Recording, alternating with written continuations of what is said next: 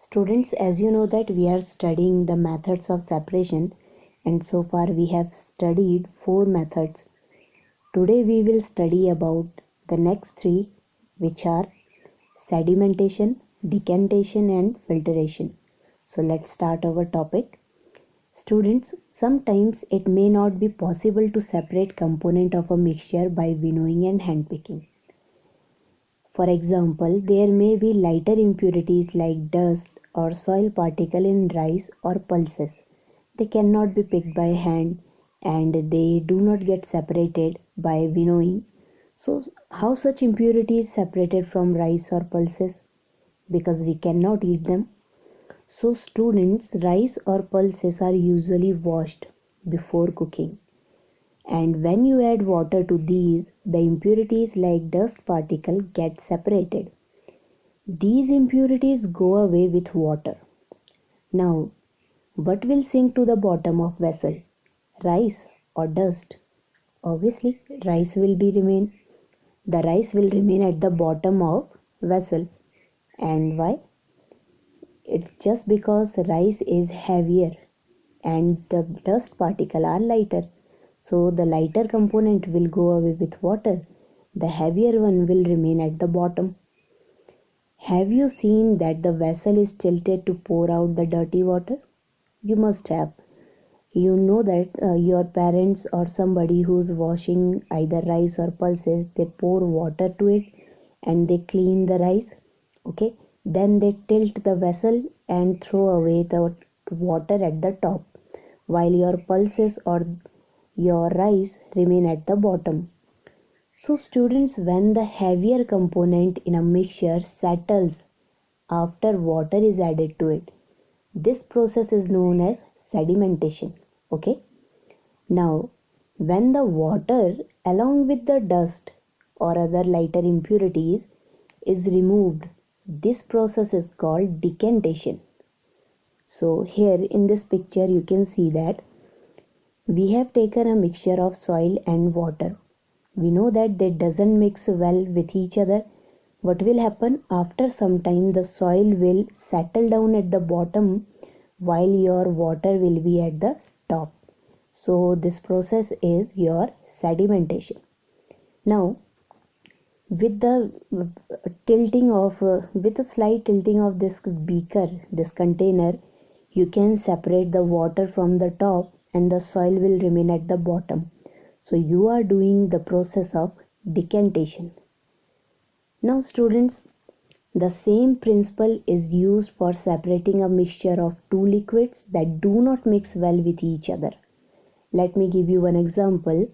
If we have mixed oil and water together, okay, and we want to separate them, so we have to do is we have to keep such mixture of oil and water to stand for some time so that they can form two separate layers. The oil will be on the top while your water that will be at the bottom.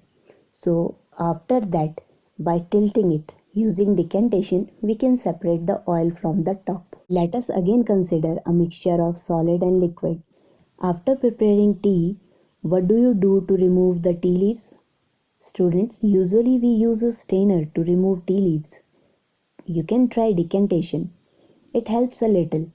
But do you still get few tea leaves in your tea? Yes, you will get. Now pour the tea through a strainer. Did all the tea leaves remain in the strainer? Yes, they will remain. This process is filtration. So, what do you think? Which method of separation of tea leaf from prepared tea is better, decantation or filtration? I know you will say filtration is much better. So now let us take an example of muddy water. During rainy season or if you have collected the water from pond, lake or some other sources of water, then sometimes you get this muddy water. We cannot use directly such muddy water, so what we can do?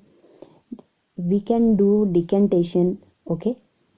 Firstly, by leaving the water standing so that the mud and other impurity may settle down.